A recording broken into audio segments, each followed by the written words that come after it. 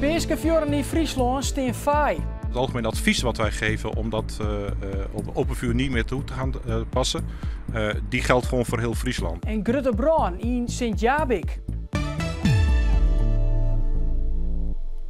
Goeien en welkom bij Kijk op Friesland van dinsdag 16 april. De traditionele Peeskefjorden in Zuidoost-Friesland staan faai. Vanwege de droogte is op een soort plekken in Nederland het ontstekken van de brandbeelden nou al verbinden. Maar in Friesland is dat nog net zo vier. Dit weer vliegen het Peeskefjord in Elslo. Ik dit hier binnen de jongeren van het dorp Drokdwaande maar de tarierings. De bult is nou al zo wat 4 meter heeg en er wordt nog altijd goed gebracht. Het is de bedoeling dat de brandbeeld op Peeskesnijn, jongens om 11:08 onstutsen wordt, maar troch de onhoudende droogte wie het maar de vraag. Of dat trok geen koe. Als ergens een klein beginnend natuurbrandje ontstaat, in welke vorm dan ook, of door welke oorzaak dan ook, dan vooral onder deze omstandigheden en ook met name deze wind wat ik nu al voel, dan zal een brand zich heel snel gaan verspreiden. Maar de waarsverssissing van nou liep de kans groot dat de brand er net in maai. Het wordt warm waar en er is voor de Peeskedagen ik geen ruimwetter verzijn. Ons algemeen advies zal zijn om vooral voorzichtig of geen open vuur en dergelijke toe te passen in of nabijheid van grote natuurterreinen. Programmaster Harry Oosterman van de instelling Werflid weten dat er op dit stuit op 3 plakken een vergunning onvredig is. Van die 3 Peeskefjorden is er voor eerst een vergunning houden, maar ze hadden de waarsversissings goed in de gaten. Bij een grote brand aan de Noordeinde in Sint-Jabik is een wempleets voor slijn uitbaand. Het gaat om een pleets dat 14 pleegbenwijnen die binnen nevens de brandwacht al uit het gebouw hellen. Ik dom lezende wenten binnen ontrommen. De brandwacht kan nog niet zeggen over de oorzaak, maar meerdere tjoegen melden dat er een dakdekker onder het werk weer vader brand uitbruts. De wempleets kan als verlem beschouwen worden. Had de plan om het wetterpeil te verhogen in veengrijdegebieden teruggaan, kunnen de boeren daar wel ophouden. Dat zei het LTO Noord-voorzitter Trinke Elshoff. Na een weekendwaasje wordt een vaststelling in de Tweede Kamer om het wetterpeil onder een vastpeil te verhogen. Natuurorganisaties zijn blij met het verheging van het wetterpeil.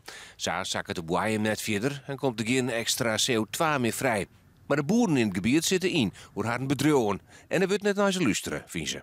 Wij vinden eigenlijk dat de orkest net samen eenzijdig zitten van nou ik stop maar, ik fixeer het pijl of ik verheeg het pijl. Daarmee rest net de bodemdaling en daarmee doet het eigenlijk een uitrookbeleid. Ik denk ook dat het oplost wordt met mij de boeren dit keer. Net zonder boeren, daar ben ik het van harte mee eens. Maar we moeten oppassen dat we dit net zelfs afroppen, dit soort reacties. Boeren willen eerst maar proeven komen om het wetterpeil te beheersen. Maar het Friese Geer vindt dat dat net vlug genoeg gaat. De LTO zei juist dat de politici te vlug willen. Boven dat zou er voor verhuizing of skeer net genoeg compensatie komen. Ik zou eigenlijk de politici graag wel uitnodigen in het gebied om te zien van nou, wat is Friesland, is bijvoorbeeld geen West-Nederland. Wat is het beste haalbaar en waar kerst veen op welke manier behouden. Want het is in ons belang dat de bodem net te snel daalt en daar ben wij ook mee bezig. De volleybalsters van VC Snit spelen morgen het eerste duel om het landskampioenschap in Sliedrecht Sport. Wat als eerste 3 wedstrijden wint, pakt de titel. Dat Snits in de finale stiert is een verrassing, want aan het begin van het seizoen biedt Herlin van de kampioenspool nog de doelstelling. En dus liet je de Snitsers de underdog. Ja, dat denk ik wel. Laat Sliedrecht maar de favoriet zijn. En we hebben wel thuis laten zien dat we ze kunnen pakken. En uitwedstrijden kunnen we altijd wel goed meekomen, 1 of 2 sets. En het moet bij ons allemaal kloppen en goed vallen, willen we kans maken. En daar is ik de trainer het maar eens. Wij weten dat als wij goed zijn, dan kunnen we het Sliedrecht lastig maken en dan kunnen we ook van ze winnen. Maar als wij wat minder zijn, dan kan in één keer het niveauverschil groot zijn. Dus daar moeten we voor waken. We moeten zelf vooral de boel goed op orde hebben. Ben we daar onder waar? Hier is Piet Paulusma.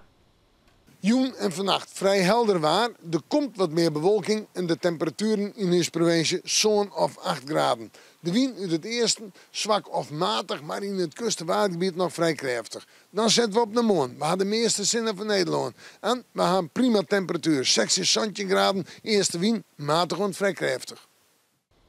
En dit weer Kijk op Friesland. Ik wens je nog een heel noffelijk joen.